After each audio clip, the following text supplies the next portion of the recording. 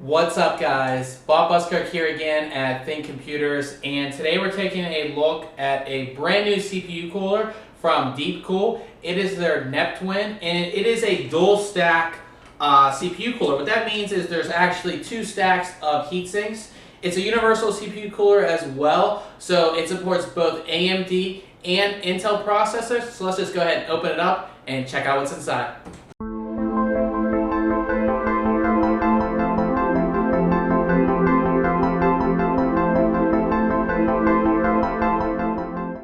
Okay, so taking a look at the box, there is a picture of the cooler, and actually there's a picture of the actual CPU block as well. On the back here, it shows a picture of the actual fans installed, and it lets you know it does support LGA 2011 and AMD's FX series, as well as many of the other features. On this side, it goes over all of the CPU sockets that it supports, pretty much everything on both sides, both AMD and Intel sockets it does support. Now, if we go ahead and open it up here, first thing we see is a box. So let's go ahead and take this box out, and then we have a larger box. And take that out, and maybe even a smaller box down below. So we have three white boxes here. Well, I guess I'm assuming heat sinks in here, so we're going to go over the small boxes first. Again, don't know what's in them. We're going to find out here. So, looks like these are each of the fans. Pretty nice DeepCool fans, as you can see right there. You know, pretty basic. Use a 4-pin connector. I would assume there is a Y connector in here somewhere as well. And that they do have the blue fins, which is actually pretty cool. You know, not a lot of companies put a lot of detail into their fans, what they look like, things like that, especially for CPU coolers, so it's nice to see that. So in here, it looks like this is all of our accessories, so I'm going to get it all out here. There's a lot of stuff in there.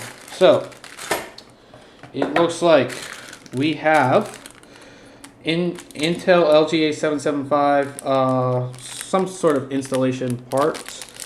I like that everything's labeled. I really hate when I get a CPU cooler and nothing's labeled. So this is your installation hardware for AMD FM1, AM3, AM3 Plus, AM2 Plus, and AM2. I'm not going to go over everything. I'm just assuming that most of this stuff is for all of your installations. So here are the little standoffs for the Intel LGA 2011. Everything in here is for everything else Intel. So 775, 1155, 1156, and 1366. It is all inside this bag.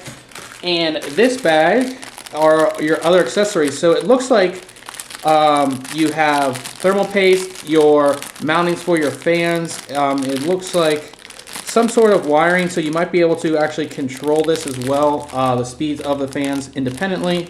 Go ahead and, again, we're going to go over all that in the actual review. And of course, you have your installation guide, which I always like to look at these, especially for CPU coolers, to see how in detail they are. This one, although not in color, is in very good detail. It goes over all your parts, and it actually shows you step-by-step how to install. I hate when I get a CPU cooler and the installation guide is just very vague, and I kind of have to go online and try to find somebody who has already installed it, or something along those lines to actually see how to install it. So this is a very in-depth guide, which I do like.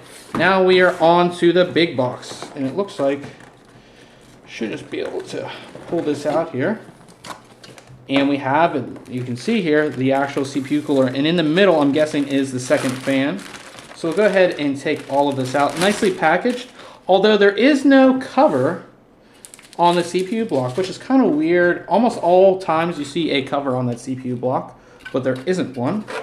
Go ahead and try to get this fan out. It's really pushed in there. Let's go ahead and get this fan out. So, a second fan. At least it should be a second fan. Get it out of here. Same thing, same fan as the first one. You know, you can see that right there. And now we can take a look at the actual cooler itself, or the heatsink rather, itself. Again, as I said, dual stack. So you have two stacks of these aluminum heatsinks here.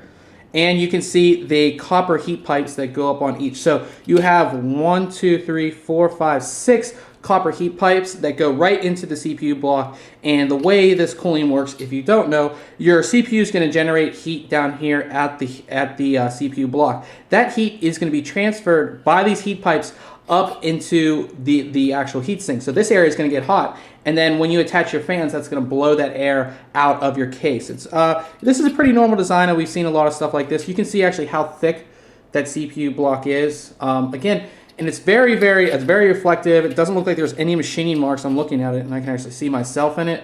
If I point it at the camera, you should be able to see the camera. Sure, if I move it back, you might be able to see it there. Like you can see some stuff right there in it. No machining marks whatsoever, but I would have liked to actually seen it covered and protected. That's one thing, it wasn't like that. You can take a top look here at the actual heatsink, but it's going to be a very cool. I'm really interested to see how well this this DeepCool cooler compares to the other ones, maybe our Fantex or Zolman. But that is basically it for the DeepCool Neptwin CPU cooler. Make sure you check back very soon on ThinkComputers.org for the full written review. And remember, if you like our unboxing videos, why don't you subscribe? Catch you guys later.